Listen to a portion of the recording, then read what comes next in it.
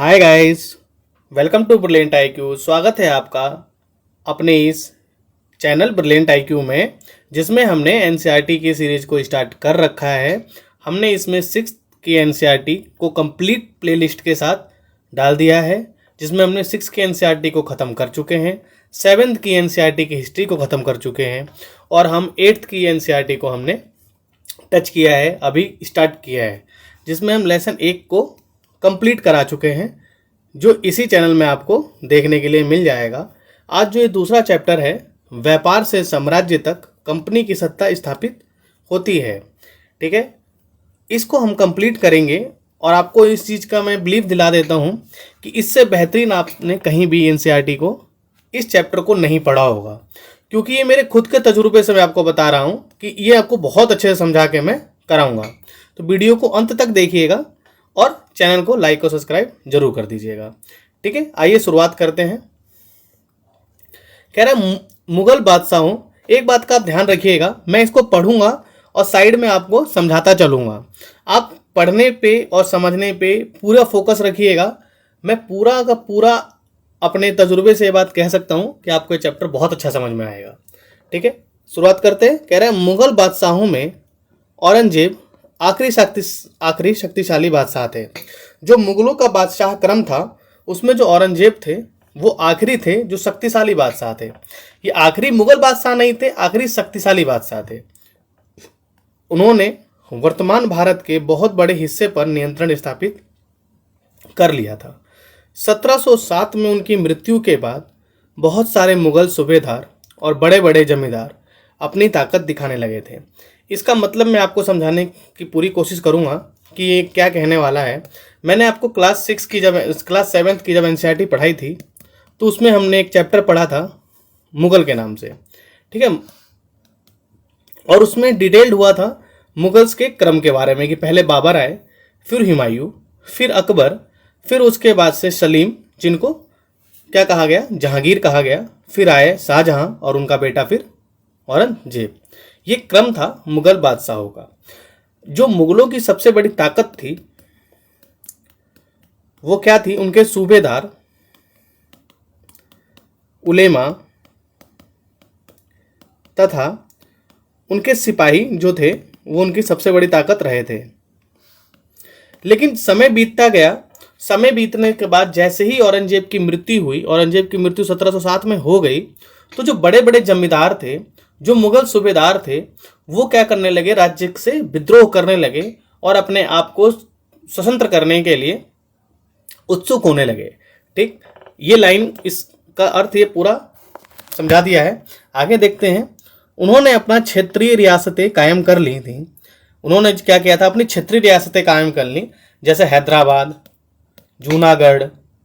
आप देखेंगे हैदराबाद, जूनागढ़, बंगाल को देखेंगे, बहुत सारे आप ऐसे क्षेत्र देखेंगे, ठीक है। जैसे जैसे विभिन्न भागों में ताकतवर क्षेत्रीय रियासतें आमने सामने आने लगी, दिल्ली अधिक दिनों तक प्रभावी केंद्र के रूप में नहीं रह सकी। दिल्ली से जितनी भी रियासतें थीं, जो दिल्ली केंद्र में था, उससे ये रियासतें छूटने लगीं और अपनी अपनी क्षेत्रीय रियासतें कायम करने लगी थीं। 18वीं सदी के उत्तरार्ध तक राजनीतिक क्षितिज पर अंग्रेजों के रूप में नई ताकत उभरने लगी थी। क्या आप जानते हैं कि अंग्रेज पहले पहल एक छोटी सी व्यापारिक कंपनी के रूप में भारत आए थे और यहाँ के इलाकों पर कब्जे में उनकी ज़्यादा दिलचस्पी नहीं थी। तो ये बात मानी जाती है कि जो अंग्रेज आए थे वो सिर्फ और सिर्फ भारत से व्यापार करने आए थे, क्योंकि जो अंग्रेजी कंपनी थी, ईस्ट इंडिया कंपनी थी, वो एक व्यापारिक कंपनी थी। कौन सी कंपनी थी? व्यापारिक कंपनी थी। तो उसका जो एम था, मकसद था, भारत से व्यापार करना था। लेकिन फिर ऐसा क्या हुआ? ऐसी कौन सी घटना हुई कि वो भारत के राजनीति में भी दिलचस्पी लेने लगे? भारत की राजनीति में भी क्या लेने लगे? दिलचस्पी लेने लगे। और धीरे धीरे एक व्यापारिक कंपनी जो व्यापार के मकसद से भारत में आई थी, राजनीतिक शक्ति के रूप में उधर गई, राजनीतिक शक्ति के रूप में उभर बैठी। तो इस चैप्टर में हम यही देखेंगे कि अंग्रेज जो व्यापार करने आए थे, उन्होंने भारत पर राज कैसे कर लिया, ठीक है। इस चैप्टर में पूरा डिटेल्ड के साथ आपको समझाया गया है। तो बहुत इंटरेस्टेड चैप्टर ये रहेगा।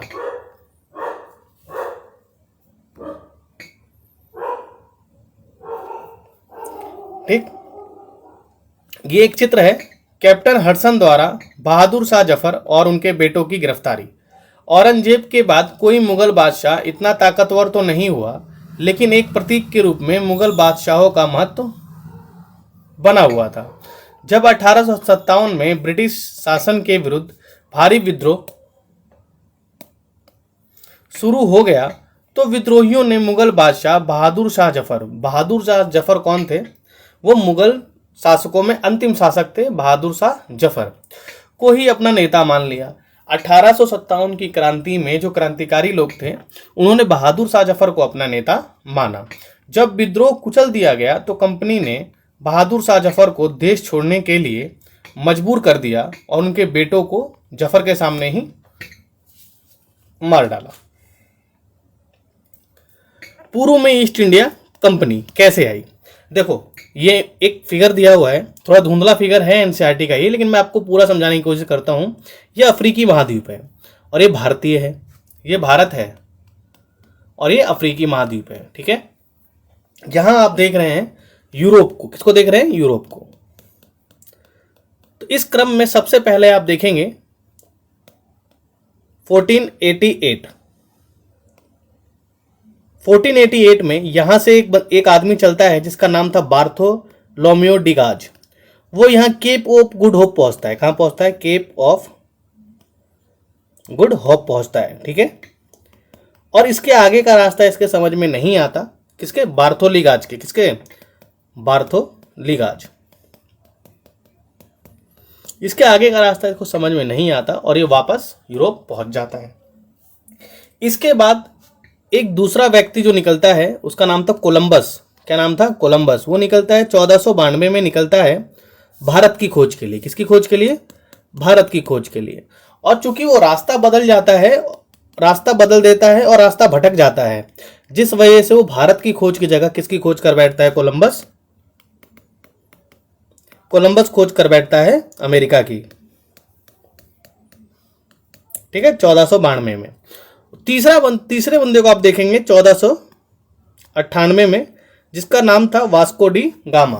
वास्को डी गामा भी उसी रास्ते आता है जिस रास्ते बार्थोलोम्यू डिगाज आया था। ठीक है, और केप ऑफ गुड होते हुए वे भारत के कालीकट पे पहुंच जाता है।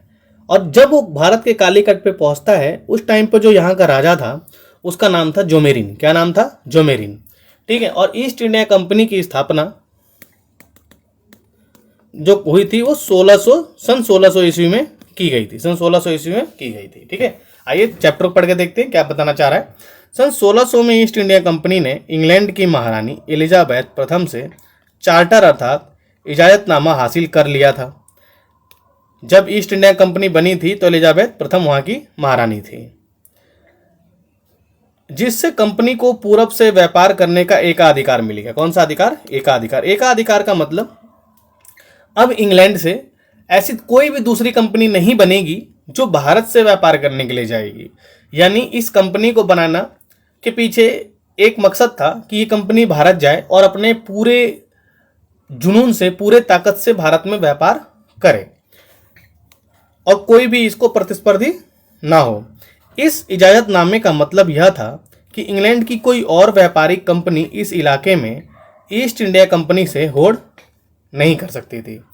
इस चार्टर के सहारे कंपनी समुद्र पार जाकर नए इलाकों को खंगाल सकती थी, वहां से सस्ती कीमत पर चीज़ें खरीद कर उन्हें यूरोप में ऊंची कीमत पर बेच सकती थी। कंपनी को दूसरी अंग्रेज व्यापारिक कंपनियों से प्रतिस्पर्धा का कोई भय नहीं था। भाई अब जब एकाधिकारी दे दिया गया है, कोई दूसरी कंपनी बन ही नहीं सकती, तो प्रतिस्पर्धा का सवाल ही पैदा नहीं होता।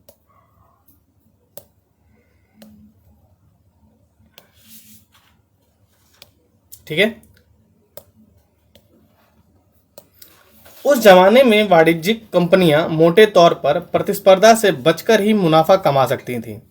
अगर कोई प्रतिस्पर्धी ना हो तो तभी वे सस्ती चीजें खरीदकर उन्हें ज्यादा कीमत पर बेच सकती थी। वाणिज्यिक का अर्थ एनसीईआरटी ने कितना सुनहरा और कितना प्यारे से समझाया है, अच्छे समझाया है। देखिए क्या बता रहा है, एक ऐसा व्यावसायिक उद्यम जिसमें चीजों को सस्ती कीमत पर खरीद कर ज्यादा कीमत पर बेचकर, यानी मुख्य रूप से व्यापार के जरिए मुनाफा कमाया जाता है, उसे उसे वाणिज्यिक बोला जाता है। ठीक है, लेकिन यह शाही दस्तावेज दूसरी यूरोपीय ताकतों को पूरब के बाजारों में आने से नहीं रोक सकता था। लेकिन ये जो दस्तावेज था, ये सिर्फ इंग्लैंड के व्यापारियों को ही तो रोक सकता था ना, और जो अदर प्लेस के व्यापारी थे उनको रोकने की इस चार्टर में कोई शक्ति नहीं थी। यानी और देशों से व्यापारी पूरब की यात्रा में या भारत से व्यापार के लिए आ सकते थे। जब तक इंग्लैंड के जहाज अफ्रीका के पश्चिम तट को छूते, वे केप ऑफ गुड होप का चक्कर लगाकर हिंद महासागर पार करते, तब तक पुर्तगालियों ने भारत के पश्चिमी तट पर अपनी उपस्थिति दर्ज करा दी थी। यानी इंग्लैंड कंपनी बनी थी 1600 ईस्वी में, और जो पुर्तगाली थे वे 1498 में ही भारत पर कदम रख चुके थे। किसके टाइम पे? अभी अभी आपको बताया था मैंने, नाम बताइए उसका, वास्को डी गामा, जो केरल तट पे पहुंचा था, मालाबार तट पे, और उस टाइम पे वहां के राजा का नाम था जोमेरिन। वे गोवा में अपना ठिकाना बना चुके थे। कौन? पुर्तगाली। पुर्तगाल के खोजी यात्री वास्को डी गामा ने 1498 में पहली बार भारत तक पहुंचने के इस समुद्री मार्ग का पता लगाया था। 17वीं शताब्दी की शुरुआत तक डच भी हिंद महासागर में व्यापार की संभावनाएं तलाशने लगे थे। डच, ये जो डच आप सुनते हैं, ये कहाँ के निवासी थे? तो डच को कहा जाता है इंडोनेशिया के निवासी कहा जाता है। कहाँ के? इंडोनेशिया के निवासी थे, सॉरी नीदरलैंड के। डच कहाँ के थे? नीदरलैंड के। और डचों ने भारतीय उपमहाद्वीप प्लस इंडोनेशिया में रुचि दिखाई थी। ठीक है, कुछ ही समय बाद फ्रांसीसी व्यापारी भी सामने आ गए। समस्या यह थी कि सारी कंपनियां एक जैसी चीजें ही खरीदना चाहती थीं। यूरोप के बाजारों में भारत के बने बारीक सूती कपड़े और रेशम की जबरदस्त मांग थी। जो यूरोप के बाजार में थी वो सूती कपड़ों की, रेशम की जबरदस्त मांग थी। ठीक है, इसके अलावा काली मिर्च, लौंग, इलायची, दालचीनी की भी जबरदस्त मांग रहती थी। यूरोप में चूंकि उस टाइम पे कोई फ्रिज और इसकी व्यवस्था नहीं थी, तो यहाँ के मसालों की बहुत ज़्यादा मांग थी यूरोप में, क्योंकि मसालों से कुछ दिनों तक मांस को, मीट को सड़ने से बचाया जा सकता है। ठीक है, इसलिए यूरोप में मसालों की बहुत ज़्यादा मांग थी। यूरोपीय कंपनियों के बीच इस बढ़ती प्रतिस्पर्धा से भारतीय बाजारों में इन चीज़ों की कीमतें बढ़ने लगी और उनसे मिलने वाला मुनाफा गिरने लगा। अब इन व्यापारिक कंपनियों के फलने फूलने का यही एक रास्ता था कि वे अपनी प्रतिस्पर्धी कंपनियों को खत्म कर दें। भाई अब जो है मुनाफा गिरने लगा। भाई कई सारी कंपनियां आ गई जिन्होंने क्या की, वस्तु की कीमतें बढ़ा दी, और मुनाफा घटने लगा। अब व्यापारिक जो कंपनी थी उनको मुनाफा कमाना था, तो मुनाफा कमाने का सबसे अच्छा तरीका था एक दूसरे से प्रतिस्पर्धा करो, एक दूसरे को हराओ और व्यापार पर एकाधिकार कायम कर लो। लिहाजा बाजारों पर कब्जा की इस होड़ ने व्यापारिक कंपनियों के बीच लड़ाइयों की शुरुआत कर दी। 17वीं और 18वीं सदी में जब भी मौका मिलता, कोई सी एक कंपनी किसी दूसरी कंपनी के जहाज डुबो देती, रास्ते में रुकावटें खड़ी कर देती और माल से लदे जहाज़ों को आगे बढ़ने से रोक देती। यह व्यापार हथियारों की मदद से चल रहा था और व्यापारिक चौकियों को किलाबंदी के जरिए सुरक्षित रखा जाता था। अपनी बस्तियों को किलाबंद करने और व्यापार में मुनाफा कमाने की इन कोशिशों के कारण स्थानीय शासकों से भी टकराव होने लगा। भाई जाहिर सी बात है कि जिस क्षेत्र में आप व्यापार कर रहे हैं और वहाँ का आपने उस राजा से बिना अनुमति के वहाँ की किलेबंदी कर दी, तो वहाँ के स्थानीय शासक तो थे, उनसे टकराव तो बिल्कुल जायज़ था। इस प्रकार व्यापार और राजनीति को एक दूसरे से अलग रखना कंपनी के लिए मुश्किल होता जा रहा था। ठीक है, ये कैसे हुआ इसे देखते हैं। ईस्ट इंडिया कंपनी बंगाल में व्यापार शुरू करती है। कैसे करती है? पहली इंग्लिश फैक्ट्री 1651 में हुगली नदी के किनारे शुरू हुई। कंपनी के व्यापारी कहीं से अपना काम चलाते थे। इन व्यापारियों को उस जमाने में फैक्टर कहा जाता था। इस फैक्ट्री में वेयर हाउस था जहां निर्यात होने वाली चीज़ों को जमा किया जाता। यहीं पर उसके दफ्तर थे जिनमें कंपनी के अफसर बैठते थे। जैसे जैसे व्यापार फला, कंपनी ने सौदागरों और व्यापारियों को फैक्ट्री के आसपास आकर बसने के लिए प्रेरित किया। 1696 तक कंपनी ने इस आबादी के चारों तरफ एक विशाल किला बनाना शुरू कर दिया था। 2 साल बाद उसने मुगल अफसरों को रिश्वत देकर 3 गांवों की जमींदारी भी खरीद ली। रिश्वत उस टाइम भी चलता था, मुगलों को रिश्वत दी गई थी, जिसके कारण कंपनी ने 2 गांव और खरीद ली, 3 गांव और खरीद लिए। इनमें से एक गांव कालीकाता था जो बाद में कलकत्ता बना। अब इसे कोलकाता कहा जाता है। कंपनी ने मुगल सम्राट औरंगजेब को इस बात के लिए भी तैयार कर लिया कि वह कंपनी को बिना शुल्क चुकाए व्यापार करने का फरमान जारी कर दे। फरमान क्या था? एक शाही दस्तावेज। कंपनी ज़्यादा से ज़्यादा रियासतें हासिल करने और पहले से मौजूद अधिकारों का ज़्यादा से ज़्यादा फ़ायदा उठाने में लगी हुई थी। अब कंपनी को जैसे जैसे फरमान मिलता चला गया, वैसे वैसे कंपनी ने पहले से ज़्यादा रियायतें हासिल कर लीं, ज़्यादा से ज़्यादा अधिकारों का दावा करने लगे और व्यापार में आगे बढ़ने लगे। उदाहरण के लिए औरंगजेब के फरमान से केवल कंपनी को ही शुल्क मुक्त व्यापार का अधिकार मिला था। कंपनी के जो अफसर निजी तौर पर व्यापार चलाते, उन्हें यह छूट नहीं थी। यानी व्यक्तिगत छूट नहीं थी, ये कंपनी को छूट दी गई थी। लेकिन उन्होंने भी शुल्क चुकाने से इनकार कर दिया। इससे बंगाल में राजस्व वसूली बहुत कम हो गई। ऐसे में भला बंगाल के नवाब मुर्शिद कुली खां विरोध क्यों ना करते?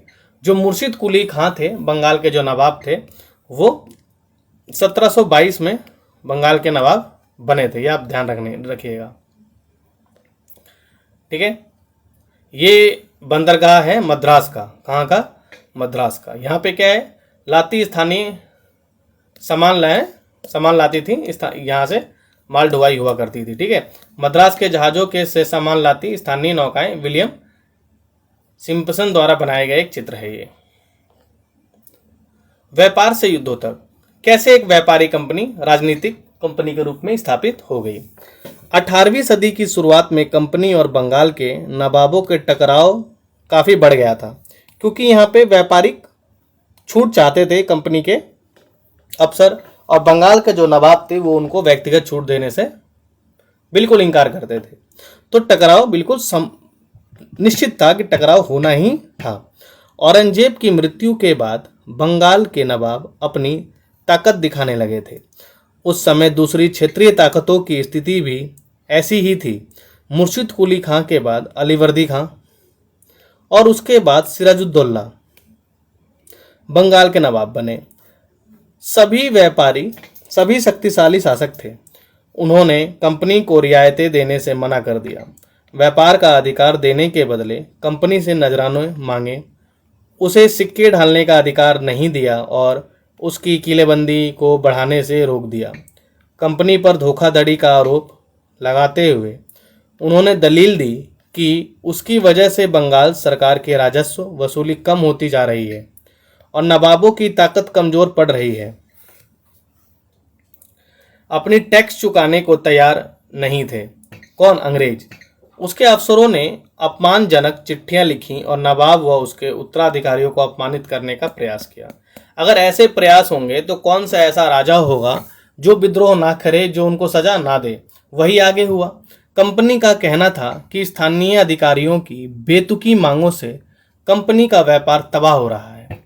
व्यापार तभी फल फूल सकता है जब सरकार शुल्क हटा दे।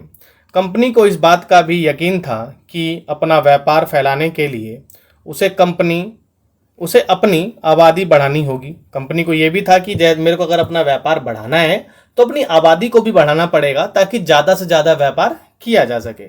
गांव खरीदने होंगे और किलों का पुनर्निर्माण करना होगा। ये टकराव दिनों दिन गंभीर होते गए। अंततः इन टकरावों की परिणति प्लासी के युद्ध में हुई। कठपुतली का मतलब आप समझ लीजिए, यह एक खिलौना होता है जिसे आप अपने तरीके से चला सकते हैं। प्लासी का युद्ध, इसको इतिहास में एक मील का पत्थर माना जाता है। कई सारे इतिहासकार ये मानते हैं कि अंग्रेजों की जो शुरुआत हुई थी, अंग्रेजों की जो राजनीतिक सत्ता की शुरुआत हुई थी, वो प्लासी के युद्ध से ही हुई थी। कहाँ से हुई थी? प्लासी के युद्ध से ही मानी जाती रही है। ठीक है, तो जो सिराजुद्दौला था उसी के साथ प्लासी का युद्ध लड़ा गया था। 1756 में अलीवर्दी खां की मृत्यु के बाद सिराजुद्दौला बंगाल के नवाब बने। 1756 में जब अलीवर्दी खां की मृत्यु हो गई तो सिराजुद्दौला क्या बने? नवाब बने। कंपनी को सिराजुद्दौला की ताकत से काफी भय था। कंपनी सिराजुद्दौला की ताकत से डरती थी। सिराजुद्दौला की जगह कंपनी एक ऐसा कठपुतली नवाब चाहती थी जो उसे व्यापारिक रियायतें और अन्य सुविधाएं आसानी से देने से में आनाकानी ना करे। यानी कंपनी चाहती थी कि सिराजुद्दौला की जगह कोई कठपुतली, जो कंपनी का कठपुतली हो, जो कंपनी के इशारों पे नाचे, वो क्या बने? बंगाल का नवाब बने। कंपनी ने प्रयास किया कि सिराजुद्दौला के प्रतिद्वंदियों में से किसी को नवाब बना दिया जाए। कंपनी को कामयाबी नहीं मिली। जवाब में सिराजुद्दौला ने हुक्म दिया कि कंपनी उनके राज्य से के राजनीतिक मामले में टांग अड़ाना बंद कर दे, वरना उनको सजा मिलेगी। किलेबंदी रोके, कंपनी क्या करे? किलेबंदी को रोक दे, बकायदा राजस्व चुकाए, बकायदा राजस्व चुकाए। जब दोनों पक्ष पीछे हटने को तैयार नहीं हुए तो अपने 30,000 सिपाहियों के साथ नवाब ने कासिम बाजार में स्थित इंग्लिश फैक्ट्री पर हमला बोल दिया। नवाब की फौजों ने कंपनी के अफसरों को गिरफ्तार कर लिया, गोदाम पर ताला डाल दिया, अंग्रेजों के हथियार छीन लिए और अंग्रेजों को घेरे में ले लिया। इसके बाद नवाब ने कंपनी के कलकत्ता स्थित किले पर कब्जे के लिए उधर रुख किया। यानी जब जो कंपनी थी उसने सिराजुद्दौला की बात नहीं मानी, किलेबंदी पर रोक नहीं लगाई और राजनीतिक मामलों में हस्तक्षेप पे भी अपने आप को नहीं रोका, तो जो सिराजुद्दौला था उन्होंने कंपनी पे क्या कर दिया? हमला बोल दिया। कलकत्ता के हाथ से निकल जाने की खबर सुनने पर मद्रास में तैनात कंपनी के अफसरों ने भी रॉबर्ट क्लाइव के नेतृत्व में सेनाओं को रवाना कर दिया। इस सेना को नौसैनिक बेड़े की मदद मिल रही थी। इसके बाद नवाब के साथ लंबे समय तक सौदेबाजी चल दी। आखिरकार 1757 में रॉबर्ट क्लाइव ने प्लासी के मैदान में सिराजुद्दौला के खिलाफ कंपनी की सेना का नेतृत्व किया। नवाब सिराजुद्दौला की हार का एक बड़ा कारण उसके सेनापतियों में से एक सेनापति मीर जाफर की कारगुजरियां भी थीं। मीर जाफर की टुकड़ियों ने इस युद्ध में हिस्सा नहीं लिया। रॉबर्ट क्लाइव यह कहकर उसे अपने साथ मिला लिया था कि सिराजुद्दौला को हटाकर मीर जाफर को नवाब बना दिया जाएगा। ठीक है, आप एक नाम याद रखेंगे, मीर मादन। जो मीर मादन था वो सिराजुद्दौला के साइड से बहुत बहादुरी से लड़ा, लेकिन मीर जाफर की एक गलत नसीहत की वजह से सिराजुद्दौला को हार का सामना करना पड़ा। वैसे इतिहासकार इसको मानते हैं कि ये संयोग की जीत थी। कंपनी ने इसको डायरेक्ट नहीं जीता था, कंपनी ने इसको स्वयं लड़ाई करके नहीं जीता था। ये जीत एक ऐसी जीत थी जिसको आप कह सकते हो कि चालबाजी की जीत, जो कंपनी ने चाल चलकर 1857 की क्रांति 1857 कह रहा हूं मैं 1757 में इस लड़ाई को जीता था और बंगाल में अपनी सत्ता को स्थापित किया था। एक कठपुतली आजाद जो कठपुतली नवाब था मीर जाफर, उसे बनाया था। संपन्नता का आश्वासन। इंग्लैंड के लोग ईस्ट इंडिया कंपनी की राजकीय महत्वाकांक्षाओं का संदेह और विश्वास से देखते हैं। प्लासी की लड़ाई के बाद रॉबर्ट क्लाइव ने अंग्रेज सम्राट के एक मुख्य विदेश मंत्री विलियम पिट को 7 जनवरी 1759 को कलकत्ता से यह चिट्ठी भेजी थी। क्या भेजी थी? चिट्ठी में क्या लिखा था? लेकिन इतनी विशाल सत्ता एक वाणिज्यिक कंपनी के लिए बहुत बड़ी बात होगी। मैं खुद यह सोचकर अभिभूत हूँ कि इन समृद्ध रियासतों पर पूरा कब्जा हासिल करने में कोई परेशानी नहीं आएगी। अब मैं यह फैसला आप पर छोड़ता हूं कि क्या सालाना 20 लाख स्टर्लिंग की आमदनी और 3 प्रांतों का कब्जा कोई ऐसी चीज है जिस पर इतना शोर मचाना उचित है? कम है उस टाइम के लिए, कम, ये भी उनको कम लगता था 20 लाख स्टर्लिंग। प्लासी की जंग इसलिए महत्वपूर्ण मानी जाती है क्योंकि भारत में यह कंपनी की पहली जीत थी। प्लासी की जंग के बाद सिराजुद्दौला को मार दिया गया और मीर जाफर नवाब बना। कंपनी अभी भी शासन की जिम्मेदारी संभालने को तैयार नहीं थी। उसका मूल उद्देश्य तो व्यापार फैलाना था। अगर यह काम स्थानीय शासकों की मदद से बिना लड़ाई लड़े किया जा सकता था तो किसी राज्य को सीधे अपने कब्जे में लेने की क्या जरूरत थी? सही बात है, बिल्कुल। जल्दी ही कंपनी को एहसास होने लगा कि यह रास्ता भी आसान नहीं है। कठपुतली नवाब भी हमेशा कंपनी के इशारों पर नहीं नाचते हैं थे। आखिरकार उन्हें भी तो अपनी प्रजा की नज़र में सम्मान और संप्रभुता दिखाना पड़ता था। भाई, राजा हमेशा तो आपका कहना नहीं मानेगा अगर आपने उसको नवाब बनाया है, क्योंकि उसको अपने प्रजा की नज़र में भी सम्मान चाहिए और संप्रभुता चाहिए। ठीक है, तो फिर कंपनी क्या करती? जब मीर जाफर ने कंपनी का विरोध किया तो कंपनी ने उसे हटाकर मीर कासिम को नवाब बना दिया। मीर कासिम दूरदर्शी था। मीर कासिम ने अपनी राजधानी मुर्शिदाबाद से मुंगेर लेके चला गया। कहाँ लेके चला गया? मुर्शिदाबाद से मुंगेर।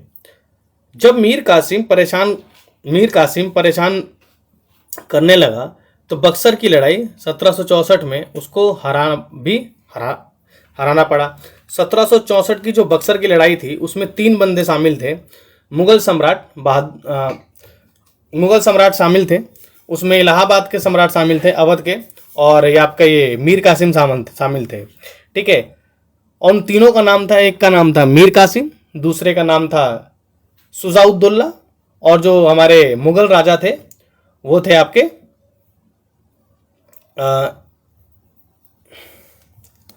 सेकंड। ठीक है, उसे बंगाल से बाहर कर दिया गया और मीर जाफर को दोबारा नवाब बना दिया गया। मीर कासिम को हराकर बक्सर की लड़ाई में मीर जाफर को दोबारा राजा बना दिया गया। अब नवाब हर महीने 5 लाख रुपए कंपनी को चुकाने थे। कंपनी अपने सैनिक खर्चों से निपटने, व्यापारिक जरूरतों तथा अन्य खर्चों को पूरा करने के लिए और पैसा चाहती थी।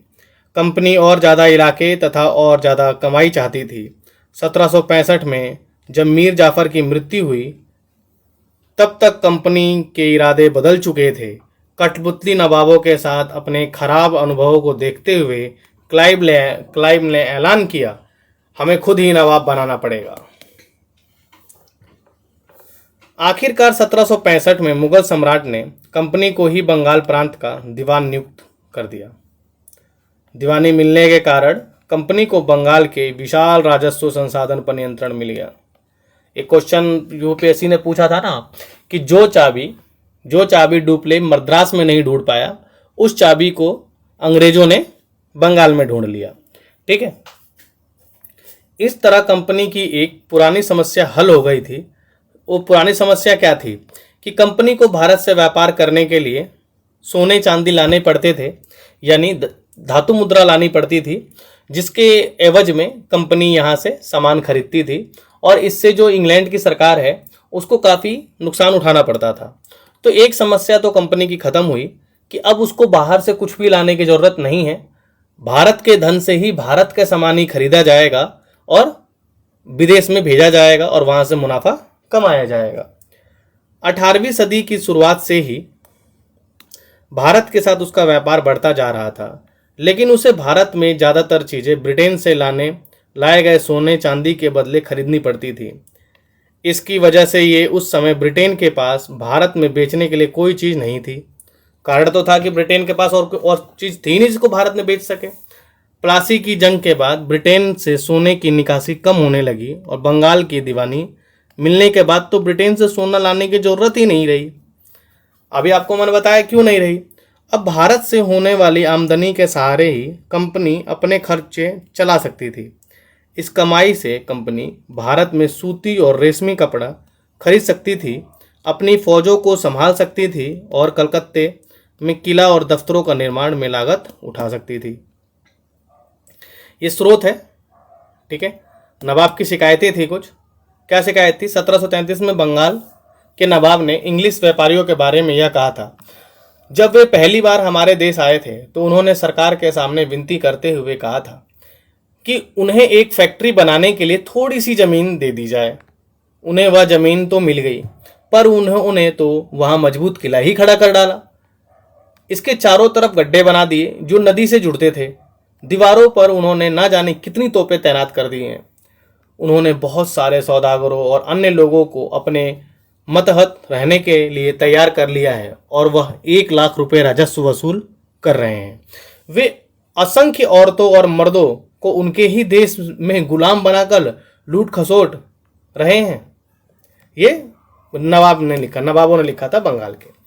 कंपनी के अफसर नवाब बन बैठे। कंपनी के अफसर नवाब कैसे बन बैठे? कंपनी के नवाब यानी नवाब बनने का क्या मतलब था?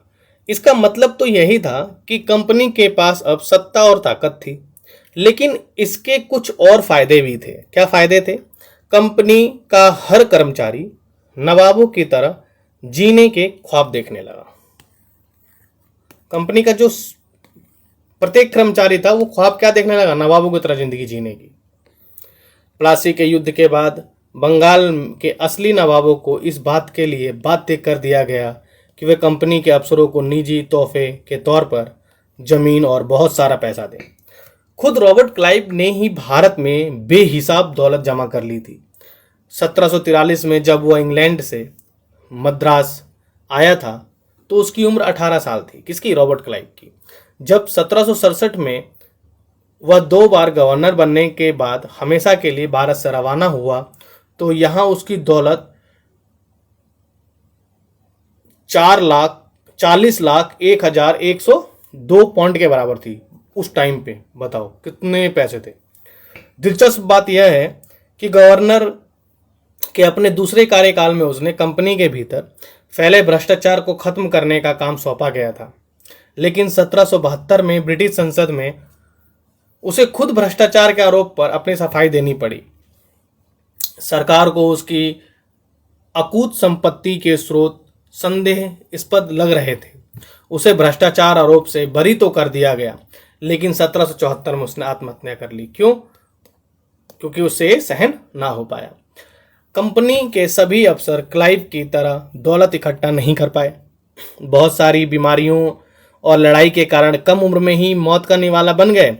इसके अलावा उन सभी को भ्रष्ट और बेईमान मानना भी सही नहीं होगा। किसको? कंपनी के व्यापारियों को। बहुत सारे ऐसे व्यापारी थे जो बेईमान नहीं थे, बहुत सारे ऐसे थे जो कम उम्र में ही मर गए थे। कोई बीमारी से मर गया, कोई लड़ाई में मर गया।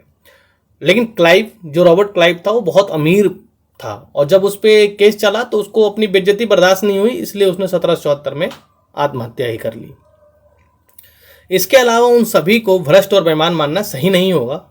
उनमें से बहुत सारे अफसर साधारण परिवारों से आए थे। उनकी सबसे बड़ी इच्छा यही थी कि वे भारत में ठीक ठाक पैसा कमाएं और ब्रिटिश लौटकर आराम की जिंदगी बसर करें। जो जीते जी धन दौलत लेकर वापस लौटे गए, उन्होंने वहाँ आलीशान जीवन जिया।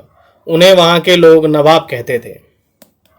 जो यहाँ से पैसा लेके इंग्लैंड के जो व्यापारी थे इंग्लैंड गए तो वहाँ के लोग उन्हें क्या कहने लगे? नवाब। वो वहाँ के नवाब बन बैठे। यह भारतीय शब्द नवाब का ही अंग्रेजी संस्करण बन गया था। उन्हें लोग अक्सर नए अमीरों और सामाजिक हैसियत में रातों रात ऊपर आने वाले लोगों के रूप में दिखते थे। नाटकों और कार्टूनों में उनका मजाक उड़ाया जाता था। ठीक, क्लाइव खुद कैसे देखता था? संसद की एक समिति के सामने सुनवाई के दौरान क्लाइव ने कहा था कि प्लासी की लड़ाई के बाद उसने जबरदस्त संयम का परिचय दिया। आइए देखते हैं क्या। उस स्थिति की कल्पना कीजिए जहां प्लासी की जीत ने मुझे ला खड़ा कर दिया। एक ताकतवर राजा मेरे इशारों पर चल रहा था। एक संपन्न शहर मेरी दया पर था। उस बंगाल के बारे में बात कर रहा है ये। शहर मेरी दया पर था। उसके सबसे दौलतमंद महाजन मेरी एक एक मुस्कुराहट के लिए एक दूसरे की गिरेबान खींच रहे थे।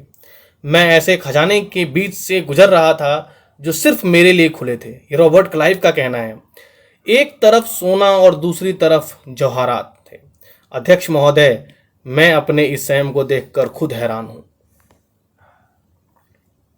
कंपनी का फैलता शासन। कंपनी का शासन कैसे कैसे फैला। यदि हम 1757 से 1857 के बीच ईस्ट इंडिया कंपनी के द्वारा भारतीय राज्यों पर कब्जे की प्रक्रिया को देखें तो कुछ महत्वपूर्ण बात सामने आती है। किसी अनजान इलाके में कंपनी ने सीधे सैनिक हमला प्राय नहीं किया। कंपनी ने सीधे कभी भी सैनिक हमला किसी अनजान इलाके में नहीं किया। ठीक है। उसने किसी भी भारतीय रियासत का अधिग्रहण करने से पहले विभिन्न राजनीतिक, आर्थिक और कूटनीतिक साधनों का इस्तेमाल किया।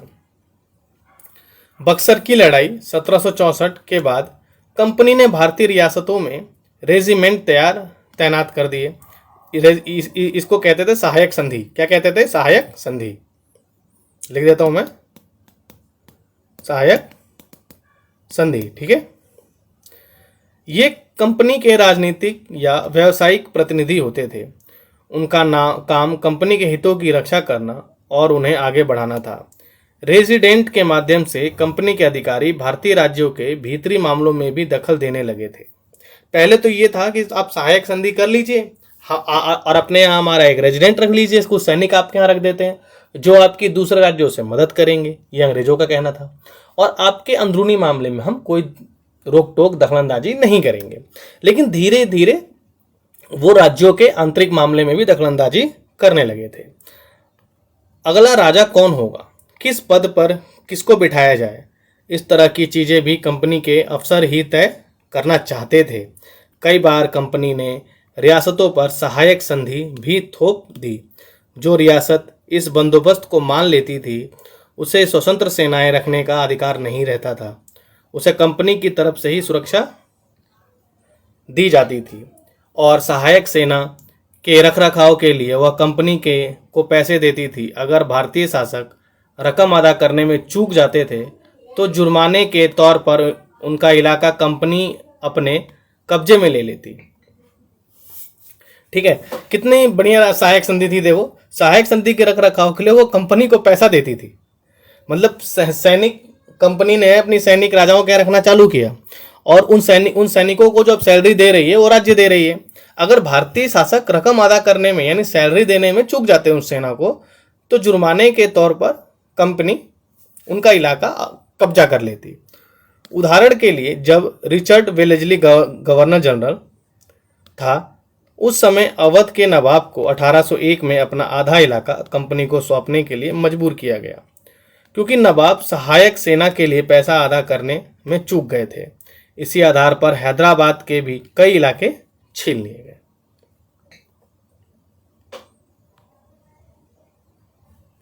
ये सुजाउद्दौला का चित्र है जो प्लासी के युद्ध के बाद जो बक्सर का युद्ध हुआ था उसमें मीर कासिम के साथ खड़े थे। रेजिमेंट की ताकत क्या होती थी। कंपनी द्वारा नियुक्त किए गए रेजिमेंट के बारे में स्कॉटलैंड के प्रसिद्ध अर्थशास्त्री और राजनीतिक दार्शनिक जेम्स मिल ने कहा है। जेम्स मिल के बारे में हमने कल भी पढ़ा था। ठीक है। दरअसल रेजिमेंट रियासत का राजा होता है। हम उसे हस्तक्षेप की मनचाही निषेधाज्ञा के तहत काम करने की छूट देते हैं जब तक स्थानीय राजा पूरी तरह अधीनस्थ रहता है और रेजिमेंट यानी ब्रिटिश सरकार के माफिक काम करता है तो चीज़ें आराम से चलती रहती हैं। शासन के कामों में रेजिडेंट की दखलंदाजी के बिना सब कुछ चल जाता है। जब भी कुछ अलग तरह का घटता है, जब भी राजा कोई ऐसा रास्ता अपनाता है जिसे ब्रिटिश सरकार गलत मानती है तो टकराव और उथल पुथल पैदा हो जाता है। ये किसका कहना था? जेम्स मिल का। अधीनस्थता का मतलब है दब्बूपन और निषेधाज्ञा का मतलब है निर्देश। टीपू सुल्तान शेरे मैसूर। टीपू सुल्तान किसका पुत्र था? तो ये हैदर अली का पुत्र था। ठीक है।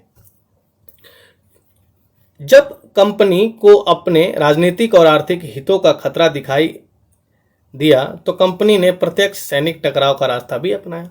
शुरुआत में कंपनी ने कहीं भी प्रत्यक्ष सैनिक टकराव नहीं लिए, लेकिन जब उन्हें अपने राजनीतिक और आर्थिक हितों पर खतरा दिखा तो उन्होंने प्रत्यक्ष रूप से भी सैन्य लड़ाई लड़ी। दक्षिण भारतीय राज्य मैसूर के उदाहरण से यह बात समझी जा सकती है।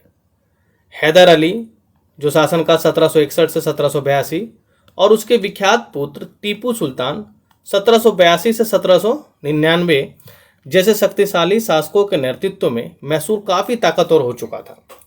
मालाबार तट पर होने वाला व्यापार मैसूर रियासत के नियंत्रण में था, जहां से कंपनी काली मिर्च और इलायची खरीदती थी।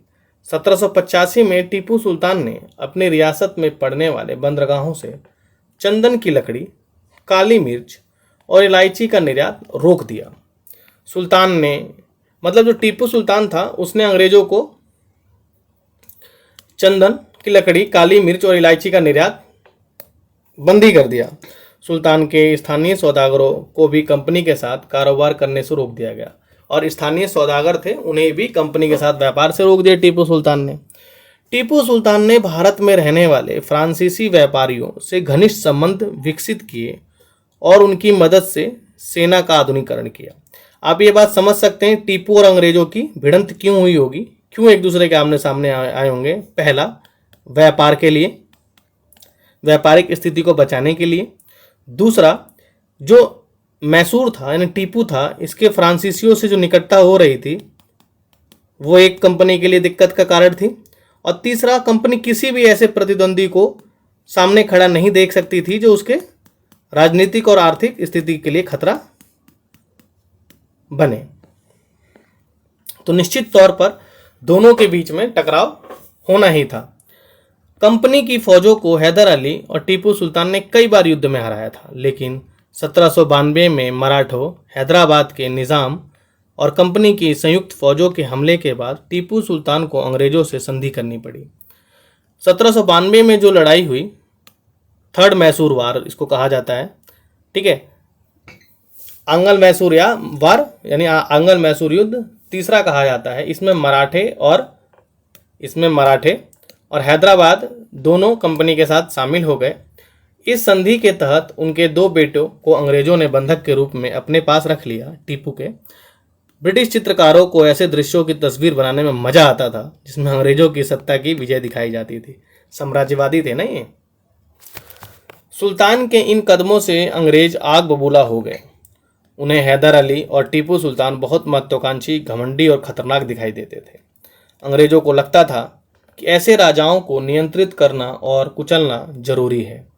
फलस्वरूप मैसूर के साथ अंग्रेजों की 4 जंग हुई, 1767 से 1769 तक, 1780 से 84, 1790 से 92 और 1799।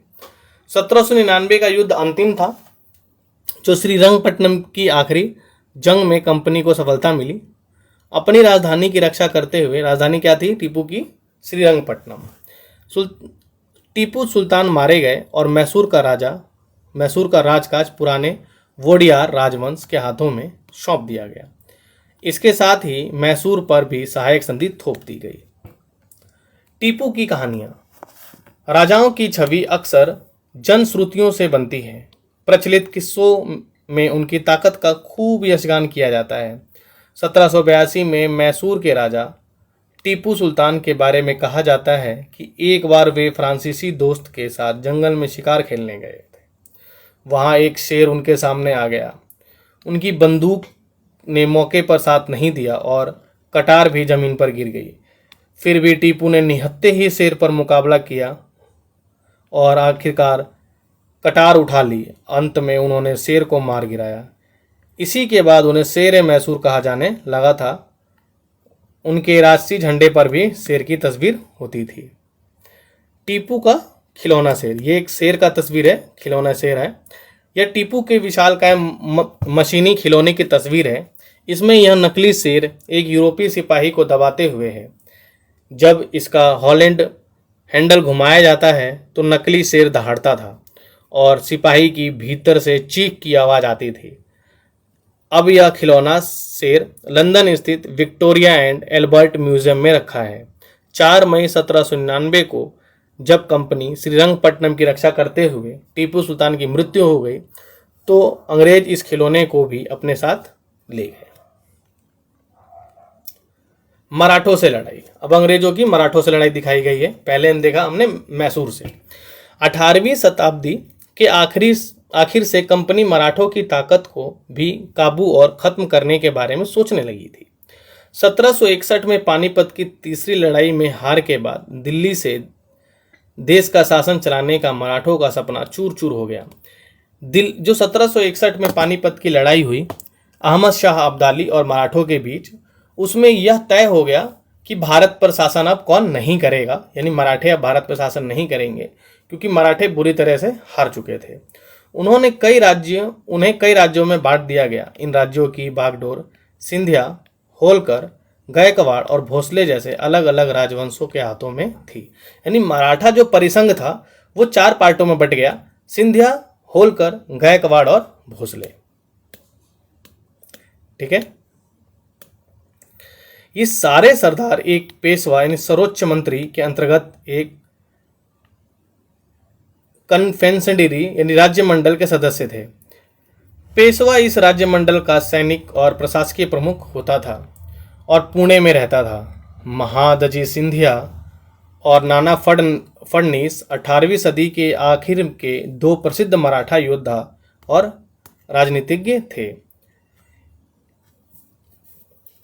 एक के बाद एक कई युद्धों में कंपनी ने मराठों को घुटने टेकने पर मजबूर कर दिया। पहला युद्ध 1782 में सालाबाई की संधि। सालाबाई की संधि किस किस के बीच हुई थी? मराठों और कंपनी के बीच में। कब? 1782 में के साथ खत्म हुआ, जिसमें कोई पक्ष नहीं जीता। दूसरा अंग्रेज मराठा युद्ध 1803 में चालू हुआ, यानी 20 साल बाद। और 20 साल के लिए अंग्रेजों ने संधि की थी, सालाबाई की संधि की 20 साल तक हम एक दूसरे के कार्यों में हस्तक्षेप नहीं करेंगे। अब जैसे ही 1782 से 1803 आता है, 20 साल खत्म, अंग्रेजों ने यह युद्ध छेड़ दिया, क्योंकि अंग्रेजों ने मराठाओं के आंतरिक राजनीति में उत्सुकता दिखाई थी, इसलिए यह युद्ध होना तय था।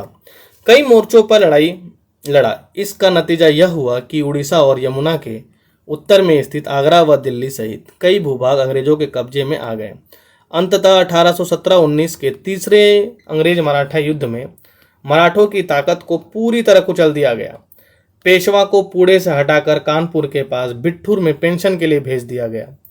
अब बिंद के दक्षिण में स्थित पूरे भूभाग पर कंपनी का नियंत्रण हो चुका था। सर्वोच्चता का दावा। उपर्युक्त विवरण से स्पष्ट है कि 19वीं सदी की शुरुआत से कंपनी क्षेत्रीय विस्तार की आक्रामक नीति पर चल रही थी। लॉर्ड हॉस्टिंग, जो 1813 से 1823 तक गवर्नर जनरल रहे, के नेतृत्व में सर्वोच्चता की एक नई नीति शुरू की गई। कंपनी का दावा था कि उसकी सत्ता सर्वोच्च है, इसलिए वह भारतीय राज्यों से ऊपर है। अपने हितों की रक्षा के लिए वह भारतीय रियासतों का अधिग्रहण करने या उनको अधिग्रहण की धमकी देने का अधिकार अपने पास मानती थी। यह सोच बाद में भी अंग्रेजों की नीतियों में दिखाई देती है। कंपनी अपने आप को भारतीय राज्यों से, भारतीय रियासतों से सर्वोच्च मानती थी, ठीक है, लेकिन यह प्रक्रिया बेरोक टोक नहीं चली।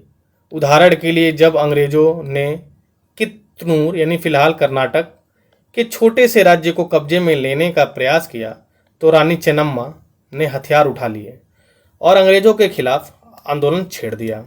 1824 में उन्हें गिरफ्तार किया गया और 1829 में जेल में ही उनकी मृत्यु हो गई। चेन्नम्मा के बाद कित्तूर स्थित संगोली के एक गरीब चौकीदार रयन्ना ने यह प्रतिरोध जारी रखा। चौतरफा समर्थन और सहायता से उन्होंने बहुत सारे ब्रिटिश शिविरों, दस्तावेजों को नष्ट कर दिया था। आखिरकार उन्हें भी अंग्रेजों ने पकड़कर 1830 में फांसी पर लटका दिया। प्रतिरोध के ऐसे कई दूसरे उदाहरण आप देख सकते हैं। तो ये जो सत्ता थी अंग्रेजों की, ये बिना प्रतिरोध के नहीं चली, लगातार कहीं ना कहीं किसी न किसी इलाके में प्रतिरोध होते रहे थे। 1830 के दशक के अंत में ईस्ट इंडिया कंपनी रूस के प्रभाव से बहुत डरी हुई थी। कंपनी को भय था कि कहीं रूस का प्रभाव पूरे एशिया में फैलकर उत्तर पश्चिम से भारत को भी अपने चपेट में ना ले ले। इसी डर के चलते अंग्रेज अब उत्तर पश्चिम भारत पर भी अपना नियंत्रण स्थापित करना चाहते थे। इसी का परिणाम था अफगान युद्ध, ठीक है। रूस के ही खौफ का एक रूस से ही डर का एक देख सकते हैं आप, रूस से डर का ही एक कारण रहा था अफगान युद्ध, अंग्रेज अफगान युद्ध। इसी डर के चक्कर में उत्तर पश्चिम में भारत पर अपना कब्जा स्थापित करना चाहते थे। उन्होंने 1838 से 1842 के बीच अफगानिस्तान के साथ एक लंबी लड़ाई लड़ी और वहां अप्रत्यक्ष कंपनी शासन स्थापित कर लिया। अफगानिस्तान को राज्यों का कब्रिस्तान कहा जाता है। क्या कहा जाता है? राज्यों का कब्रिस्तान।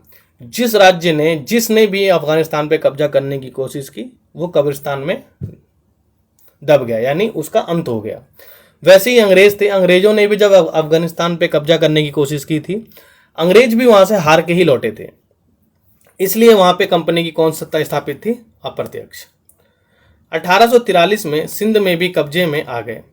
इसके बाद पंजाब की बारी थी। यहाँ महाराजा रणजीत सिंह ने कंपनी की दाल नहीं गलने दी। 1839 में उनकी मृत्यु के बाद इस रियासत के साथ 2 लंबी लड़ाइयाँ हुई और आखिरकार 1849 में अंग्रेजों ने पंजाब का भी अधिग्रहण कर लिया। पंजाब का अधिग्रहण कब हुआ था? 1849 में। विलय नीति। अधिग्रहण की आखिरी लहर 1848 से 56 के बीच गवर्नर बने लॉर्ड डलहौजी ये व्यक्तिगत की नीति लाए थे, यानी जिस राज्य का अपना स्वयं का पुत्र नहीं होता था वो किसी को गोद नहीं ले सकता था और उसका राज्य अंग्रेजों के राज्य में अंग्रेजों की कंपनी के साथ मिला दिया जाना था। लॉर्ड डलहौजी के शासनकाल में चली। लॉर्ड डलहौजी ने एक नई नीति लाई जिसे विलय नीति का नाम दिया जाता है, यानी व्यक्तिगत की नीति। यह सिद्धांत इस तर्क पर आधारित था कि अगर किसी शासक की मृत्यु हो जाती है और उसका कोई पुरुष वारिस नहीं है तो उसकी रियासत हड़प ली जाएगी, यानी कंपनी के भूभाग का हिस्सा बन जाएगी। इस सिद्धांत के आधार पर एक के बाद एक कई रियासतें, ये क्रम आपको ध्यान रखना है, बहुत इंपॉर्टेंट है, बहुत बार पूछा जाता है। सतारा 1848 में, संबलपुर 1850 में, उदयपुर 1852 में, नागपुर 1853 में और झांसी 1854 में। ये क्रम आप ध्यान रखेंगे, बहुत इंपॉर्टेंट है। अंग्रेजों के हाथ में चली गई। आखिरकार 1856 में कंपनी ने अवध को भी नियंत्रण में ले लिया। अवध को नियंत्रण में कैसे लिया था? अवध को नियंत्रण में यह कह के लिया गया कि यहाँ की जो जनता है वो अवध के नवाब से खुश नहीं है, यानी अवध की सरकार ठीक से नहीं चल रही है। कुशासन के आधार पर अवध को नियंत्रण में लिया गया था। किस पर? कुशासन के आधार पर। यहाँ पे शासन ठीक से नहीं चला सकता अवध कारोबार। इस बार अंग्रेजों ने एक नया तर्क दिया। उन्होंने कहा कि वे अवध की जनता को नवाब के कुशासन से आज़ाद कराने के लिए कर्तव्य से बंधे हुए हैं, इसलिए वे अवध पर कब्जा करने को मजबूर हैं। अपने प्रिय नवाब को जिस तरह से गद्दी से हटाया गया उसे देखकर लोगों में गुस्सा भड़का उठा और अवध के लोगों ने भी 1857 के महाविद्रोह में भाग लिया था। गतिविधि है, कल्पना कीजिए कि आप नवाब के भतीजे हैं। आपको बचपन से ही यह एहसास कराया गया है कि एक दिन आप राजगद्दी संभालेंगे। अब आपको पता चलता है कि विलय नीति के कारण अंग्रेज आपको राजा नहीं बनने देंगे। आपको कैसा लगेगा? बहुत गंदा लगेगा, बहुत बुरा लगेगा। राजगद्दी पाने के लिए आप क्या करेंगे? विद्रोह करेंगे, लड़ाई करेंगे।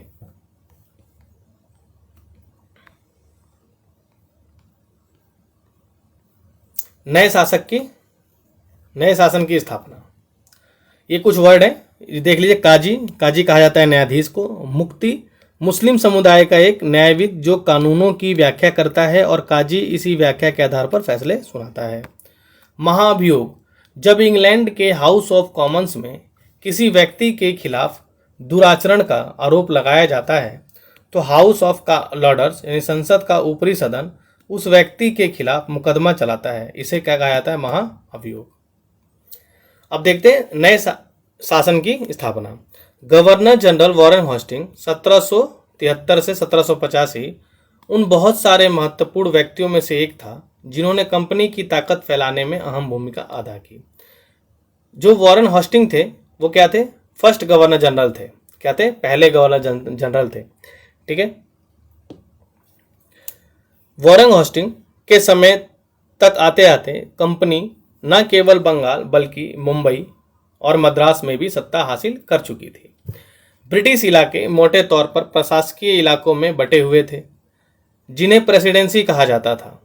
उस समय 3 प्रेसिडेंसियां थीं, बंगाल, मद्रास और बम्बई। हर एक का शासन गवर्नर के पास होता। सबसे ऊपर गवर्नर जनरल होता, जो वॉरेन हेस्टिंग थे। वॉरेन हेस्टिंग ने कई प्रशासकीय सुधार किए। न्याय के क्षेत्र में उसके सुधार खास तौर पर उल्लेखनीय थे। 1772 में एक नई व्यवस्था स्थापित की गई। इस व्यवस्था में प्रावधान था कि हर जिले में 2 अदालतें होंगी, पहला फौजदारी अदालत और दूसरा दीवानी अदालत। दीवानी अदालतों के मुखिया यूरोपीय जिला कलेक्टर होते थे। मौलवी और हिंदू पंडित उनके लिए भारतीय कानूनों की व्याख्या करते। फौजदारी अदालतें अभी भी काजी और मुफ्ती के ही अंतर्गत थी, लेकिन वे कलेक्टर की निगरानी में काम करते थे। यानी 1772 में फौजदारी अदालत और दीवानी अदालत बनाई गई। दीवानी अदालत में यूरोपीय जिला कलेक्टर होते थे और जो फौजदारी थी उसमें अभी भी मुफ्ती और काजी ही कलेक्टर का काम करते थे, यानी न्याय का काम करते थे। एक बड़ी समस्या यह थी कि ब्राह्मण पंडित धर्मशास्त्र की अलग अलग शाखाओं के हिसाब से स्थानीय कानूनों की अलग अलग व्याख्या कर देते थे। इस भिन्नता को खत्म करके समरूपता लाने के लिए 1775 में 11 पंडितों को भारतीय कानूनों का एक संकलन तैयार करने का काम सौंपा गया। NB हॉलेड ने इस संकलन का अंग्रेजी में अनुवाद किया। 1778 तक यूरोपीय न्यायाधीशों के लिए मुस्लिम कानूनों को भी एक संहिता तैयार कर ली गई। 1773 के रेगुलेटिंग एक्ट के तहत, रेगुलेटिंग एक्ट कब आया था? 1773 में। कब आया था? 1773 में। एक नए सर्वोच्च न्यायालय की स्थापना की गई। इसके अलावा कलकत्ता में भी अपीलीय अदालत, सदर निजामत अदालत की भी स्थापना की गई। ये स्रोत है, आप इसको पढ़ लीजिएगा, कोई खास नहीं है, ठीक है। भारतीय जिले में कलेक्टर का सबसे बड़ा ओहदा होता। जैसा कि नाम से ही पता चलता है, उसका मुख्य काम लगान और कर इकट्ठा करना तथा न्यायाधीश, पुलिस अधिकारियों व दरोगा की सहायता से जिले में कानून व्यवस्था बनाए रखना होता था। उसका कार्यकाल कलेक्ट्रेट सत्ता और संरक्षण का नया केंद्र बन गया, जिसने पुराने सत्ता केंद्रों को हाशिए पर ढकेल दिया था। कंपनी की फौज। कंपनी के साथ भारत में शासन और सुधार के नए विचार तो आए, लेकिन उसकी असली सत्ता सैनिक ताकत थी। कंपनी की जो असली सत्ता थी वो क्या थी? सैनिक ताकत थी। मुगल फौज मुख्य रूप से घुड़सवार यानी घोड़े पर चलने वाला और पैदल सेना थी। मुगल सेना में उन्हें तीरंदाजी और तलवारबाजी का प्रशिक्षण दिया जाता। सेना में सवारों का दबदबा रहता और मुगल साम्राज्य को एक विशाल पेशेवर प्रशिक्षण वाली पैदल सेना की जरूरत महसूस नहीं थी। ग्रामीण इलाकों में सशस्त्र किसानों की बड़ी संख्या थी। स्थानीय जमींदार मुगलों की जरूरत पड़ने पर सिपाही मुहैया कराते, ठीक है। 18वीं सदी में जब अवध और बनारस जैसी रियासतों में कंपनी को भर्ती करके उन्हें पेशेवर सैनिक प्रशिक्षण दिया जाने लगा, तो यह सूरत बदलने लगी। ईस्ट इंडिया कंपनी ने जब अपनी सेना के लिए भर्ती शुरू की तो उसने यह भी तरीका अपनाया। अंग्रेज अपनी सेना को सिपाही, जो भारतीय शब्द सिपाही से बना है, आर्मी कहते थे। जो अंग्रेज थे वो अपनी सेना के लिए कौन से वर्ड का यूज करते थे? आर्मी शब्द का यूज करते थे। धर्मशास्त्र क्या था? संस्कृत की एक ऐसी कृतियां जिनमें सामाजिक तौर तरीके, आचरण, सिद्धांतों की व्याख्या की जाती। ये धर्मशास्त्र ईसा पूर्व 500 वर्ष से भी पहले के लिखे गए हैं। सवार का मतलब घुड़सवार। मास्केट का मतलब है पैदल सिपाहियों द्वारा इस्तेमाल की जाने वाली एक भारी बंदूक। मैचलॉक का मतलब शुरुआती दौर की बंदूक जिसमें बारूद को माचिस से चिंगारी दी जाती। 1820 के दशक से जैसे जैसे युद्ध तकनीक बदलने लगी, कंपनी की सेना में घुड़सवार टुकड़ियों की जरूरत कम होती गई। इसकी वजह थी कि ब्रिटिश साम्राज्य बर्मा, अफगानिस्तान, मिस्र से भी लड़ रहा था, जहां सिपाही मास्केट और मैचलॉक से लैस होते थे। कंपनी की सेना के सिपाहियों को बदलती सैनिक आवश्यकताओं का ध्यान रखना पड़ता था और अब उसकी पैदल टुकड़ी ज़्यादा महत्वपूर्ण होती जा रही थी। यही एक कारण था कंपनी के विजय के पीछे। जहां भारतीय हथियार भारी थे, पुराने थे, वैसे ही जो अंग्रेजों के पास जो हथियार थे वो हल्के भी थे और अच्छे भी थे। भारतीय तलवारों से लड़ते थे और ये बंदूकों से लड़ते थे। भारतीय तोप एक जगह लगा दी जाए तो वहीं रहती थी और इनके तोप हल्के थे, युद्ध के मैदानों में उतारे जा सकते थे। तो एक कारण था अंग्रेजों के कुछ जीतने के पीछे। 19वीं सदी की शुरुआत में अंग्रेज एक समरूप सैनिक संस्कृति विकसित करने लगे थे। सिपाहियों को यूरोपीय ढंग का प्रशिक्षण, अभ्यास और अनुशासन सिखाया जाने लगा। अब उनका जीवन पहले से भी ज़्यादा नियंत्रित था। इस कोशिश में कभी कभी समस्याएं भी आती थीं, क्योंकि पेशेवर सिपाहियों की सेना खड़ा करने के चक्कर में अंग्रेज कई बार जाति और समुदाय की भावना को नज़रअंदाज कर देते। भला लोग अपनी जाति और धार्मिक भावनाओं को इतनी आसानी से कैसे छोड़ सकते थे? यानी सिपाही जब अंग्रेज तैयार करते थे आर्मी, तो उसमें हर जात का इंसान रहता था, हर एक ताल्लुक का लोग रहते थे और उस टाइम पे भारत में जातिवाद चरम पर थी। तो छुआछूत के कारण लोग बराबरी पे खड़े नहीं होना चाहते थे और अंग्रेज इस चीज़ को नज़रअंदाज करते थे। भला लोग अपनी जाति, धार्मिक भावनाओं को इतनी आसानी से कैसे छोड़ सकते थे? क्या वे खुद को अपने समुदाय का सदस्य मानने के बजाय सिर्फ सिपाही मान सकते थे? सिपाही क्या महसूस करते थे? अपने जीवन और अपनी पहचान, यानी वे कौन हैं, इस बात के एहसास में जो बदलाव आ रहे थे, उनको सिपाहियों ने किस तरह देखा? 1857 का विद्रोह सिपाहियों की इस दुनिया की झलक दिखाता है। इस विद्रोह के बारे में हम अध्याय 5 में देखेंगे। इसी 8th की जो क्लास 8th क्लास है, अध्याय 5, उसमें हम 1857 के विद्रोह के बारे में देखेंगे कि विद्रोह का कारण क्या था, विद्रोह कहाँ तक सफल रहा, कहाँ तक असफल रहा, और विद्रोह क्या अचानक हुआ था या ये पहले से चली आ रही अंग्रेजी नीति का परिणाम था। इन सबको देखेंगे अध्याय 5 में। निष्कर्ष देखते हैं। ईस्ट इंडिया कंपनी एक व्यापारिक कंपनी से बढ़ते बढ़ते एक भौगोलिक औपनिवेशिक शक्ति बन गई। ठीक है। 19वीं सदी की शुरुआत में नई माप तकनीक के आने से यह प्रक्रिया और तेज हुई। भाप तकनीक आई। भाप का मतलब है औद्योगिक क्रांति चालू हो गई थी अब इंग्लैंड में।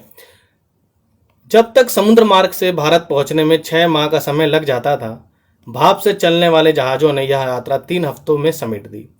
इसके बाद तो ज़्यादा से ज़्यादा अंग्रेज और उनके परिवार भारत जैसे दूर दराज देशों में जाने लगे।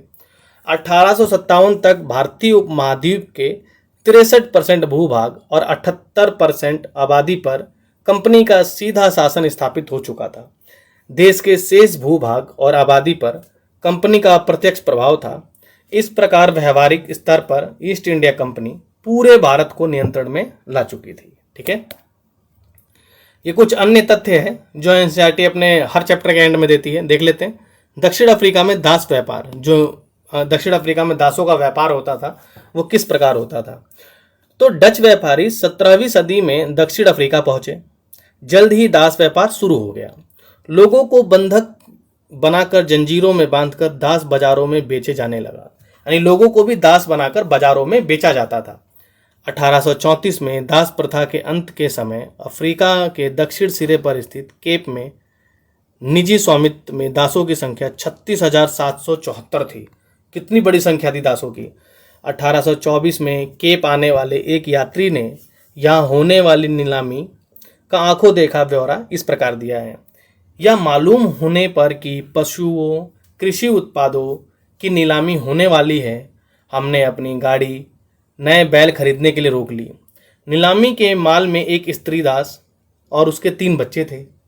किसानों ने पशुओं के समान ही उन्हें परखा।